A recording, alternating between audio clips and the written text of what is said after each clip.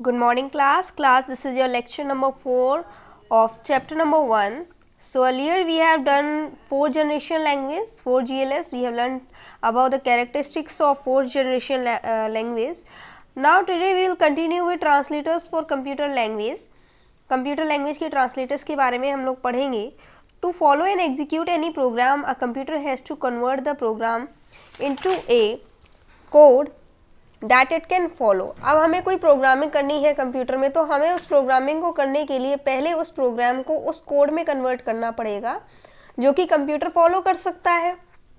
A program written in a high level language can not be executed directly. अब क्योंकि high level language जो होता है ना प्रोग्राम का, तो वो डायरेक्टली हम एग्जीक्यूट नहीं कर सकते. हम डायरेक्टली उसी लैंग्वेज में कंप्यूटर को प्रोग्रामिंग नहीं दे सकते हैं, हम कंप्यूटर प्रोग्रामिंग नहीं कर सकते हैं.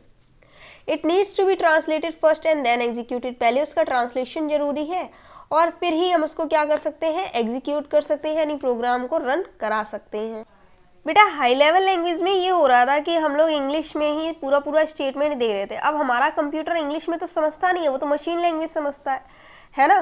तो सबसे पहले हमें उसको कोड में ट्रांसलेट करना पड़ेगा. The code that the translator receive is known as input code और द सोर्स कोड.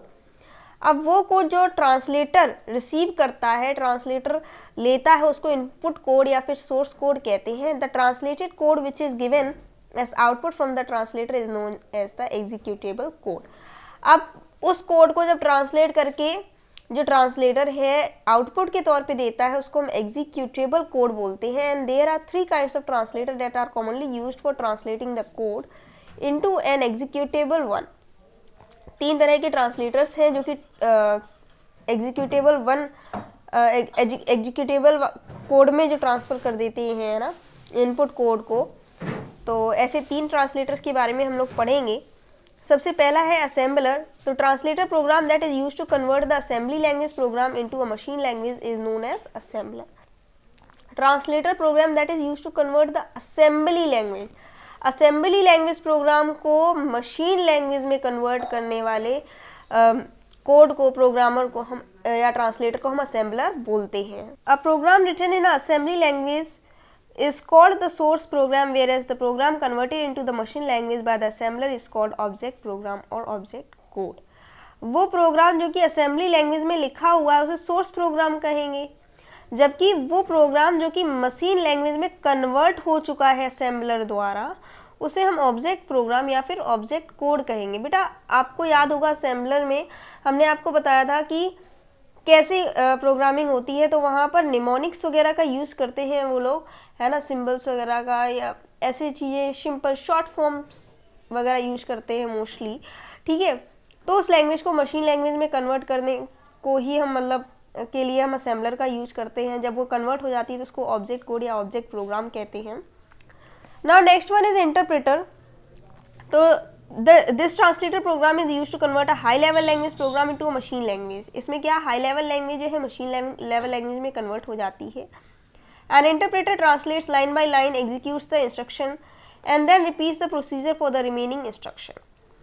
इंटरप्रेटर क्या करता है, ये लाइन बाय लाइन एक लाइन करके ट्रांसलेट करता रहता है, इंस्ट्रक्शन को एग्जीक्यूट करता है, रन करता है, and then repeats the procedure for the remaining instruction. और बाकी के इंस्ट्रक्शन के लिए भी वही सेम प्रोसीजर ये करता है.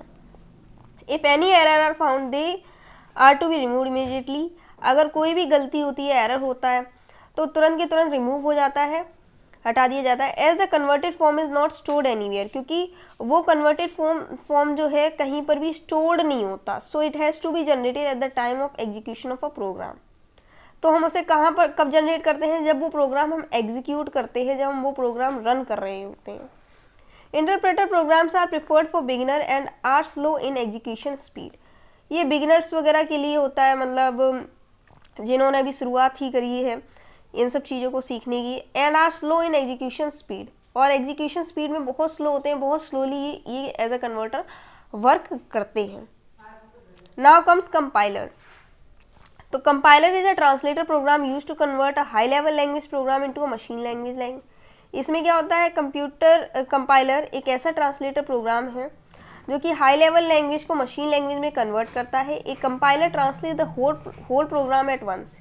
ये एक बार में ही पूरे प्रोग्राम को ट्रांसलेट करता है। इंटरप्रेटर में क्या, वो लाइन बाय लाइन कर रहा था, लेकिन कंपाइलर में ये पूरे प्रोग्राम को एक बार में ही ट्रांसलेट कर देता है। That is it generates the object code for program along with the list of error. मतलब वो क्या करता है, ऑब्जेक्ट कोड को एक साथ दिखा देता है। मतलब जो डाटा, जो कोड हमारा ट्रांसलेट होके आ चुका है उसको एक ही बार में दिखा देता है, और उसमें जो गलतियां हुई हैं वो भी दिखा देता है। इंटरप्रेटर में क्या था, वो गलतियां जो है रिमूव कर देता था, हटा देता था, ठीक है, और एक ही बार में नहीं दिखाता था। वो तभी दिखाता था जब वो प्रोग्राम हम रन कर रहे होते थे।